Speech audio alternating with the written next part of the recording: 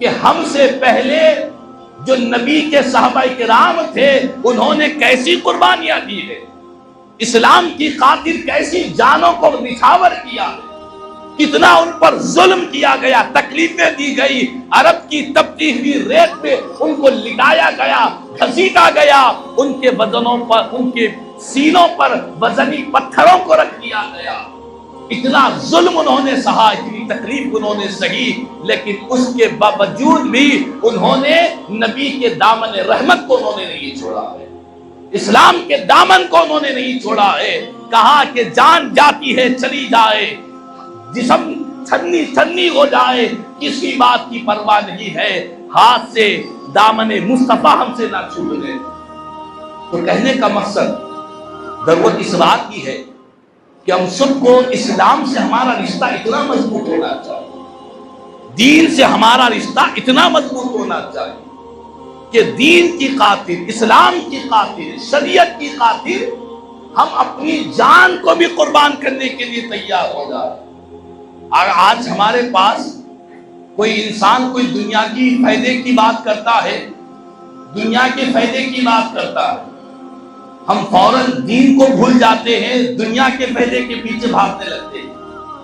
یہ نہیں دیکھتے کہ یہ جو فائدہ بتلا رہا ہے، یہ فائدہ اس میں میرا دین کیا کہتا ہے، اسلام کیا کہتا ہے، قانون خدا کیا کہتا ہے، شریعت کا قانون کیا کہتا ہے، یہ نہیں دیکھتے۔ کسی نے آ کر دنیا کا فائدہ بتلایا، بس اس فائدے کی حاصل کرنے کے پیچھے، اس کی لالچ کے پیچھے سارے لوگ دوڑ لگے، جائز ناجائز، حلال حرام، کسی بات کی فکر نہیں ہے، ذہن میں ایک ہی بات ہے، پیسہ ہو چاہے جیسا ہو، پیسہ چاہیے، حلال سے ہو یا حرام سے ہو، جائز سے ہو یا ناجائز سے ہو، یہ ہم کو پرواہ ہی نہیں ہے، ہم کو پیسہ چاہیے، یہ آج کے انسان کی فکر بن چکی ہے۔ لیکن اسلام کہتا ہے، قانون شریعت کہتا ہے کہ تم اسلام کے دامن میں رہ کر مال کماؤ، تم ترقی کرو، اسلام ترقی سے نہیں روک رہا ہے، تم جو ترقی کرنا چاہتے ہو ضرور کرو، لیکن اسلام کی جو باؤنڈری ہے اس باؤنڈری کے اندر رہ کر ترقی کیا کرو، اسلام کے جو حدود ہے، جو اللہ اس کے رسول کے بنائے ہوئے حدود ہے، اس حدود میں رہ کر تم آگے بڑھو تو تمہارا آگے بڑھنا دنیا میں بھی فائدہ دے گا، آخرت میں بھی تم کو کامیاب کرے گا۔ اگر اللہ اس کے رسول کی قانون اسلام کو چھوڑ کر آگے بڑھیں گے، آج دنیا یہی تو چاہ رہی ہے، آج ہمارے ملک کے حالات یہی تو ہو رہے ہیں، آج مسلمانوں کو شریعت سے دور کرنا چاہتے، آج دنیا کے مختلف سوشل میڈیا کے چینلز دنیا کو بتلا رہے ہیں کہ دیکھو اسلام کا قانون انسانوں کے لیے فائدہ مند نہیں ہے، اسلام کے قانون پر چلیں گے تو تم ناکام رہو گے، پیچھے ہو جاؤ گے، نعوذ باللہ من ذالک۔ ایسی باتیں کہہ کر عام لوگوں کے ذہن کو خراب کیا جا رہا ہے، عام انسان سوچ رہا ہے، عام مسلمان سوچ رہا ہے کہ اگر میں اسلام پہ چلے بیٹھوں گا میں تو جی نہیں سکوں گا، نہ میرا کاروبار چل سکے گا، نہ تجارت کر سکوں گا، نہ خریداری کر سکوں گا، میں تو اسلام پر چلوں گا میں تو پیچھے رہ جاؤں گا، لوگ آگے بڑھ جائیں گے۔ اسلام کہتا ہے کہ نہیں، یہ خدا کا جو قانون ہے، یہ کسی مسجد کسی مدرسے کا بنایا ہوا قانون نہیں ہے، اسلام کا قانون، دین کا قانون، اسلام کا قانون، شریعت کا قانون، یہ کسی مولویوں کا بنایا ہوا قانون نہیں، کسی مدرسے کا بنایا ہوا قانون نہیں، کسی انسانوں کا بنایا ہوا قانون نہیں ہے، قانون اسلام خدا کا بنایا ہوا قانون ہے۔ اس قانون میں بھلا بندوں کا نقصان کیسے ہو سکتا ہے؟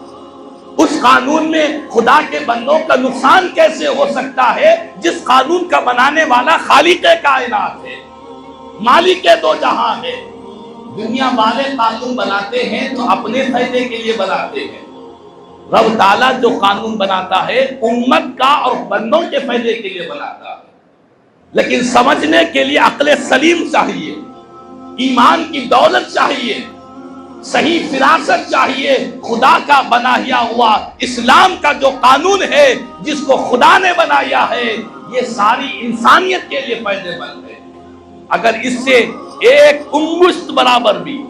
رمق برابر بھی اگر اس سے ہم دوری اختیار کریں گے، اس میں گھاٹا کس کا ہوگا؟ خدا کا کوئی نقصان نہیں ہوگا، ہمارا ہی گھاٹا ہوگا، ہمارا ہی نقصان ہوگا۔ اسی لیے آج ہم سب کو چاہیے کہ اسلام کی تعلیمات، شریعت کے قانون، اللہ اس کے رسول کے فرامین پر ہمارا رشتہ مضبوط ہو۔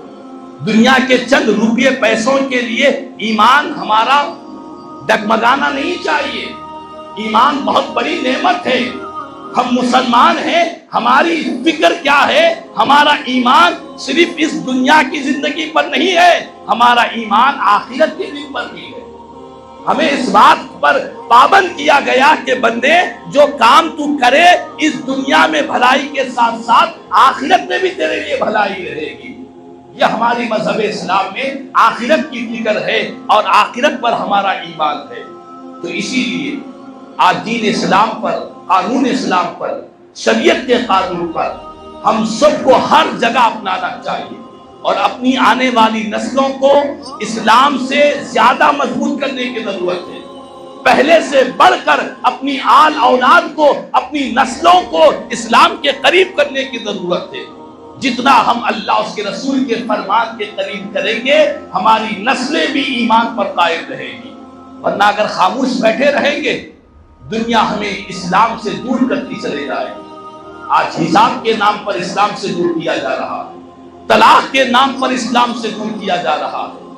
دنیاوی چھوٹی چھوٹی چیزوں کو لے کر اسے غلط پروپیگنڈا بنا کر لوگوں کو اسلام سے، شریعت سے دور کیا جا رہا ہے۔ ایسے ماحول میں ہماری ذمہ داری بنتی ہے کہ ہم اپنی نسلوں کو اور ہم خود بھی اسلام پر سختی کے ساتھ پابند رہیں۔ اللہ تعالیٰ سے دعا ہے کہ